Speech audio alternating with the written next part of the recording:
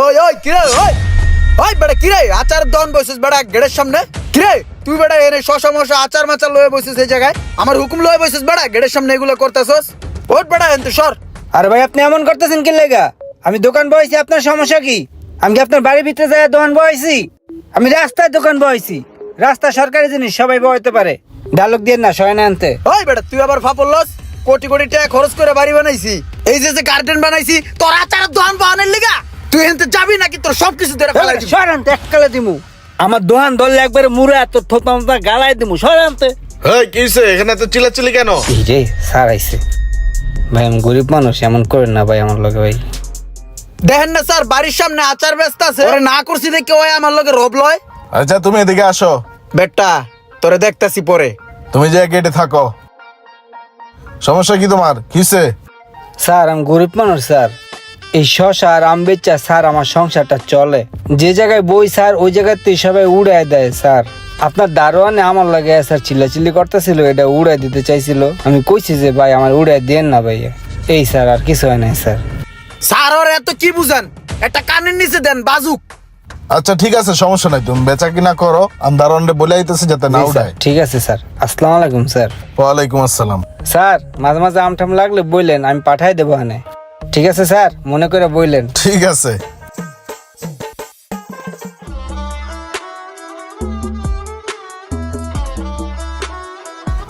কি রে এই টাইমে গেট তালা মারা কে হয়? তো দেখি তালা মারা, কি ব্যাপার?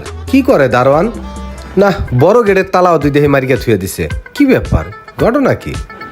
কি রে ভাই 20টা মিনিট ধরে দাঁড়াই আছি, কই ও কি রুমে ঘুমায় নাকি? দেহি দি। ইমরান শুনছো? এই যে ওই ইমরান ঘুমাইছো নি?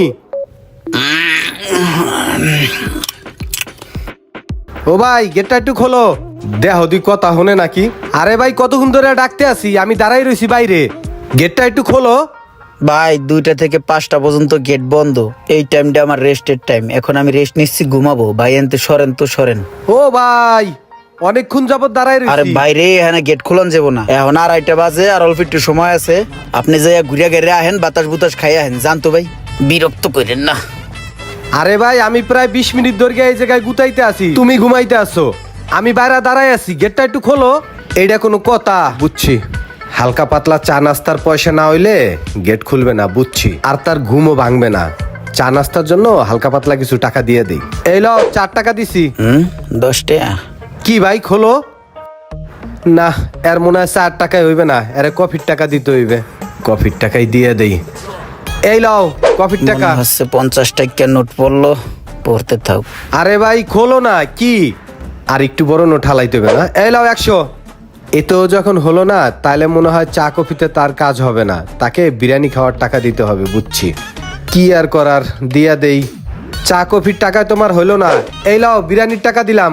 আরে ভাই গেটটা একটু খোলো না।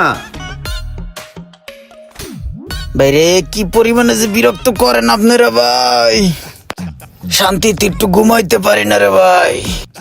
এই আজাদ দিয়েছেন ভাই, এটার 72 ঘন্টার বেশি কিন্তু মেয়াদ থাকবে না, মেয়াদ সীমিত। গেটের সামনে আইন।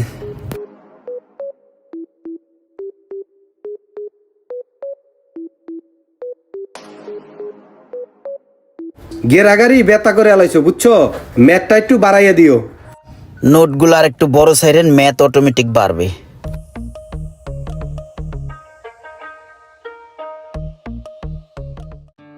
মালিকটা কত বালা, কোনো অহংকার নাই, আর দারোয়ানটা একটা শয়তানের আসারি। এই নেন স্যার, কাটি নেন স্যার। তুমি এই শশা আম কয় টাকা বিক্রি করো মাসে? কোন রকম চলি স্যার, বেশি একটা ভালো বেচা কিনা হয় না। প্রতি মাসই মনে করেন একটা ঘাটতি থাইকা যায়, 2-3 হাজার টাকা ঘর ভরা, তাই ঠিক মতো দিতে পারি না। এগুলা না করে তো ভালো একটা ব্যবসা বাণিজ্য করতে পারো। স্যার সবাই তো চায় যে ভালো কিছু করতে, এখন ভালো কিছু করতে তো পুঁজি লাগে, এই পুঁজি কই পামো? এর লেগে আর ভালো কিছু করতে পারি না। একটা আম দেই আপনারে। না না আরাম লাগবে না, তুমি এক কাজ করো, এই যে এটা 500 টাকা রাখো। 500 তো ভাঙতি নাই। রাখো, তুমি এটা রাখো, আজকে বাজার করো। হ্যাঁ বাহ, মেঘ না সেতি বৃষ্টি। স্যার মনে হয় অনেক ভালো মনের মানুষ, জ্যাম নোক হ্যাঁ হাত ছাড়া করা যাইব না। কাশন্তি দেশো ভালো করে। হুম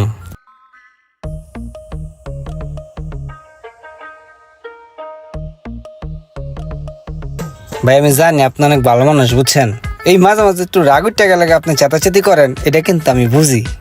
ভাই আপনার যা কিছু লাগবে আপনি খালি খাইবেন, আপনার লাগে কোনো না নাই, ঠিক আছে? হনো, আমার যখন রাগোটা ধরবে না তখন তুমি আমার আম দেবা, রাগ কমে যাবে। ভালার ভালা রাগ উঠলে তোরে আম না পিছিয়ে দিয়ে দিম দুটো বাড়ি। ঠিক আছে ভাই ঠিক আছে। ইমরান, যে স্যার তুমি দাঁড়াও আমি দেখতেছি। এ ভাই আপনি দাঁড়ান, আমার একটু কথা আছে আপনার মালিকের লগে। আপনি আম খান, আমি একটু যাইয়া কথাটা কইয়াই। স্যার আসসালামু আলাইকুম। ওয়ালাইকুম আসসালাম। স্যার আপনার লাগে একটু কথা আছিল স্যার। হ্যাঁ বলো। স্যার আপনি তো জানেন যে আমার অবস্থা বেশি একটা ভালো না। 6 মাসের বাসা ওরা বাজিয়ে গেছে, বাড়িওয়ালা গুডি বুড়ি লাইট থেকে সব বাইর করে দিছে। এখন আমার 15,000 টাকা লাগে, এখন যদি উপকারটা করতেন। 15,000 টাকা না? জি স্যার জি। এ নাও। স্যার আসসালামু আলাইকুম স্যার। স্যার আমি সময় মতো আপনাকে দিয়ে দেবো টাকাটা। ঠিক আছে, আসি স্যার, হ্যাঁ ভালো থাকবেন। সমস্যা নেই, ঠিক আছে যাও। এই তোমার গেট পাহারা দিতে কইছি স্যার, যাও তাতে যাইতেছি। টাকা যেহেতু পাইলাম তাহলে আমি শোষা বিচার করবো কি, আসবো বাইরে যেয়ে, বাইরে যেয়ে বউর একটু সময় দিই।